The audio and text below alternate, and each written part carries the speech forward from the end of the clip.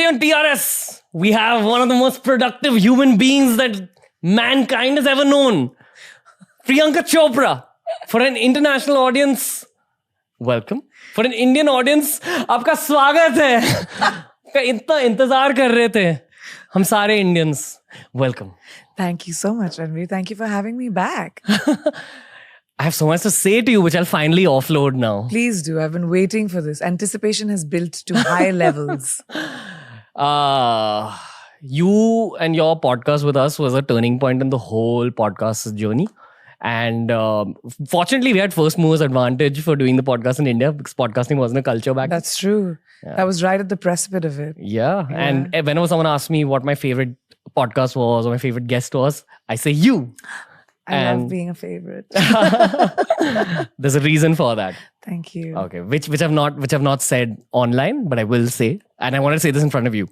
When you're doing podcasts, you really sense the energy of the guest. Okay, and I've done all sorts of guests like Bollywood, military, you name it. You were the only person who gave me a very quiet, calming energy. You sat, you understood I was crazy nervous. You calmed me down and you gave me the content that you knew would work for the show. It was kind of like you were helping a younger version of yourself.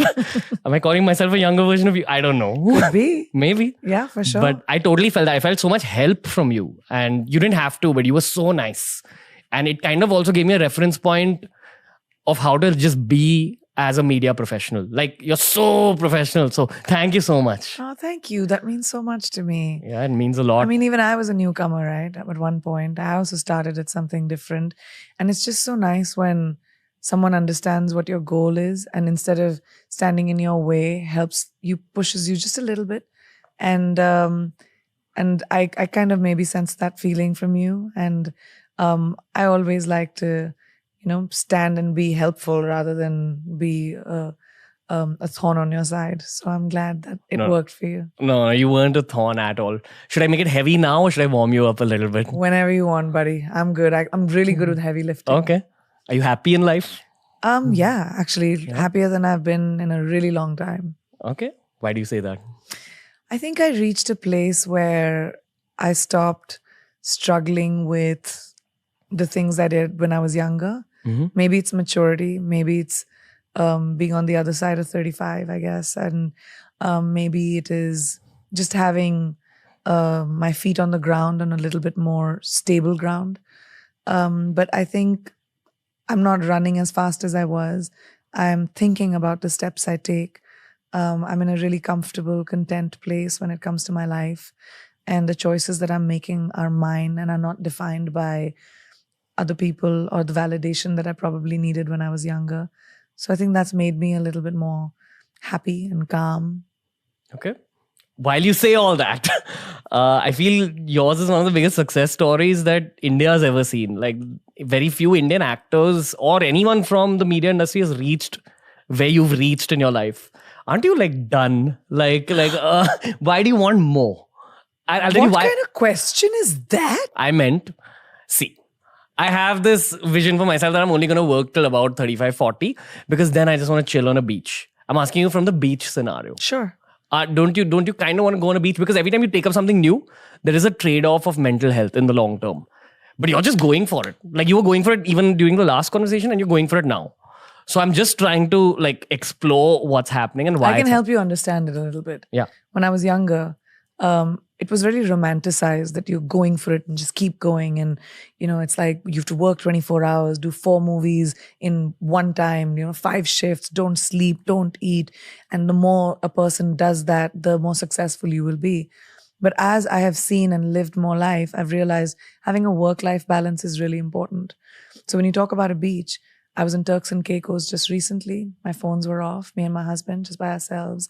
We spent time, we walked on the beach, we collected shells. And then I came back feeling rejuvenated, feeling excited and really motivated to take my career forward. So this romanticization of work has to be tough and work has to be rough, and it's not. Work can be your companion. Work can be creative. Work can be something that gives you joy. And now I've reached a point where that work-life balance for me is most important. I will work on the 6 verticals that I'm working on, my business, my production, my book, my acting, whatever. But when I switch off, I'm with my family, I'm at home, I watch movies, I do whatever I want to do. So then when I come back to work the next day, I have the focus to be able to do even more things. So when you're talking about retiring at like 35, 40, sure. If you want to have a shack in Goa, it used to be my dream when I worked like that too. But I want to have a shack in Goa, not wear shoes, chappal pehen ke, have fish fry all day, and that's what I wanted to do. But as I realized that there's something, I love my job and I love being able to create in very different ways. I have the privilege to be in a position that not many have been in. And I've created that by myself. I don't want to give it up. And I don't want anyone to take it away from me. It's my legacy for my children and for the future generation that may not have even seen the potential of something like that for themselves. Why would I give it up? Again, I feel you're helping a younger version of yourself. Sure. Somewhere in some other universe. I like deep sea diving. Let's go. Okay. What you want to know about one of my favorite new hobbies? Yeah. It's watching really old episodes of Coffee with Karan and then seeing how everyone's trajectories were in life. Yeah. And my favorite episode, one of my favorites, was the one you did, I think, with Arjun Rampal in season 1. Oh my gosh. Even I don't even know what was I like then? You very different. How old must I? When was that season? 2004? Holy, wow. Would you like to know? Yeah. As a podcaster. Yeah. I want to know. I can't even. 2004, that means that's 1 year into me being an actor. Yeah. I feel you're even different from like 3 years ago because lots has happened in those 3 years. You're even more chill now. Yeah. Like I can feel that. Yeah. You were very like hyper kind of alpha when I last saw you in 2019. And in that episode, you're deeply professional and what's the word? Conscientious. Mm-hmm. You were like that. Like you're very professional. I think Karan Johar said, hey, well done and all. And your response was, yeah, I'm just trying to do my best job, guys. It was kind of like that. And I was like, I was so nervous. I didn't know anything about the industry. I mean, the closest I had come to being in the business was taking a vacation to Bombay when I was 11 years old with my brother. And it was like, wow, Bombay. You know that park where they have the shoe and the Hanging Gardens. Yeah, Hanging Gardens. I had photographs in the Hanging Gardens even now. And that was like going to the beach, was seeing the Queen's necklace. All of that was all I knew about Mumbai. The industry was terrifying to me. And I think that's probably why I reacted like that. It's a great message for young people because lots of people idolize you now because of what you've done now without understanding that it takes something as simple as that when you're beginning. Just be professional. Or just give yourself a break. It's okay. You just have to do the best you can. Survive. Keep your head above water. And slowly you'll see you'll be walking on it. When did you realize that you're starting to become successful in life? It's a really tough question because when I won my first pageant, which was Miss India, I was like, wow, I've won the world. I'm really successful. Then I won Miss World. And I was like, ye kaise ho gaya? Did not even, like, I had no computation of, again, 18, 17, had no understanding how it happened. But what I did understand was the opportunity it gave me. Suddenly people knew me, wanted to know me, gave me new opportunities. There were movies that were coming my way. I didn't know anything about how do you sign a movie? My poor father was a physician. He didn't know even more. And he was like highly protective. They gave up their practice. And for 2 working doctors who were very successful in Bareilly, and this is something I didn't even think about till I was like 30 years old, gave up everything to pursue my 19-year-old dream, my 19-year-old opportunities that even. When someone sees your life the way you speak about it, there's a lot of blessings at like a lot Absolutely. of points. You believe in karma?